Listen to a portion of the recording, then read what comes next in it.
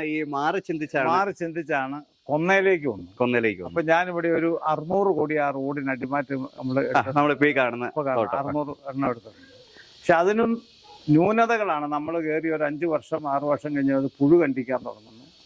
അതിന്റെ ഇടയ്ക്കൂടെ എല്ലാം ഇത് തളുപ്പുണ്ടാകുന്നു. അതാണ് ഏറ്റവും വലിയ ബുദ്ധിമുട്ട്. അപ്പൊ അത് പിന്നെ ഈ പുഴു വട്ടം കണ്ടിക്കുന്നതായിട്ട് അതിനെ ഒരു മരുന്നില്ല. എത്ര മരുന്നടിച്ച് കുടിച്ചാലും അതിനെ രക്ഷിക്കാൻ പറ്റില്ല. മരുന്നടിച്ച് കൊടുത്തു കഴിഞ്ഞപ്പം അത് പുഴു വട്ടം കണ്ടിട്ട് കഴിഞ്ഞത് വേനൽ കഴിഞ്ഞ് മഴക്കാലമായി വരുന്ന കാറ്റടിക്കുമ്പോൾ ഇത് വട്ടം മറിയാൻ തുടങ്ങി. ഇപ്പൊ അതാണ് ഇതിനകത്ത് മറിഞ്ഞു കിടക്കുന്നത്. അതെ, ഇതിലൊരു ചവറ് കയറി കഴിഞ്ഞ് പിന്നെ മഴയും കാറ്റും ചവറോടെ കഴിയുമ്പോൾ ഇതിന് ഭയങ്കര വെയിറ്റ് വരുന്നു. ഇവൻ മറിഞ്ഞു പോകുന്നു, വലിച്ചേറ്റി മടങ്ങുന്നു. അങ്ങനെ ഇരിക്കുമ്പോഴാണ് പയ്യാനിയിലേക്ക് ഒരു എക്സ്പീരിയൻസ് നടത്തി. ഇപ്പൊ നമ്മൾ ഈ ഒരു കൊടിത്തകൾ ഇട്ടേക്കുന്നത് എത്ര കൊടിത്തകളുണ്ട്? അതൊരു 1500 എണ്ണം ഉണ്ട്. 1500 എണ്ണം. ഇതിൽ ഏറ്റവും വലിയൊരു പ്രത്യേകത മുരിക്കുണ്ട്, പ്ലാവുണ്ട്, മലവേപ്പുണ്ട്, മുഴുവൻ പയ്യാനിയും ഉണ്ട്. മുഴുവനായിട്ട് വെച്ചേക്കുന്ന